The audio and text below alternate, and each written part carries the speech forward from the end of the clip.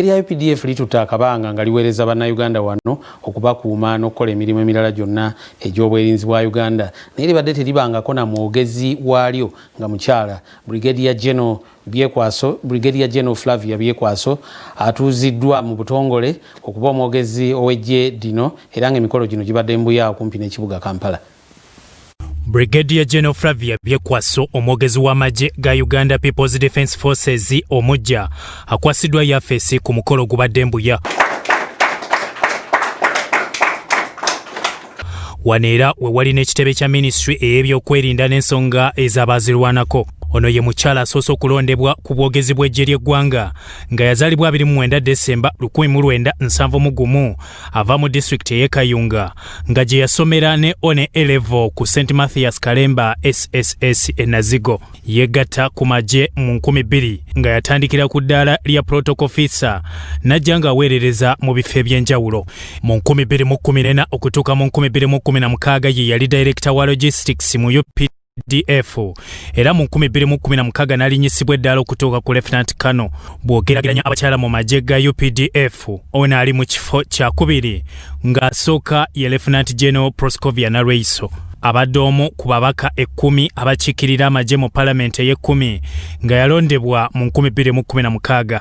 Lieutenant General Joseph Musanyufu akulira emirimu oba Joint Chief of Staff mu UPDF abaddewo okumukwasa yafeesi mu butongole n'amwaniriza era n'amukakasa nti nga UPDF emulinamu essuubi olw'obuweereza bwe obw'enkizo. You said you are trying to fit in General Richard's big shoes with your small but what? Tough shoes. They will fit in and you are tough enough to fit in. That you have been appointed to this, the institution knows you have what it takes to do the job. So we wish you the best in your new office and we are confident that you will do us proud.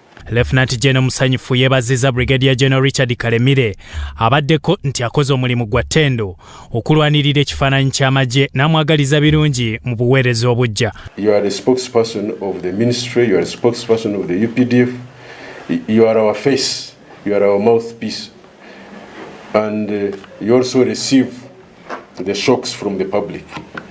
So the UPDF is behind you.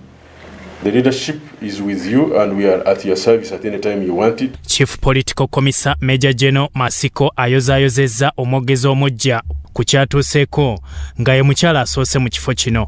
I want to take the opportunity also to welcome Brigadier General Flavia and congratulate you for this appointment. It's not a small appointment. Brigadier General Richard Kalemire kati agenda kuweerereza mu yafeesi ya East Africa asimye ebbanga n'obwesigwa UPDF bwemutaddemu mu myaka 4. Brigadier General Flavia Byekwaso asimye abakulu abamuwadde obuvunaanyizibwa buno n'asuubiza obutabayiwa. I'm humbled with great humility as I accept and receive the instruments ushering me into my new appointment as the defense spokesperson. Omukolo gwetabiddwako bannamagye abawera okuli akulira abakozi n'obukulembeze Major General George Igumba, abalala ye Brigadier General CK Asimwe, Colonel James Baganda, Lieutenant Colonel Sam Ntabwire ne Lieutenant Colonel Deo Akiki omumyuka w'omwogezi wa UPDF n'abalala. Bikungaanyiziddwa ekitongole ky'amawulire ekya Sorot Television.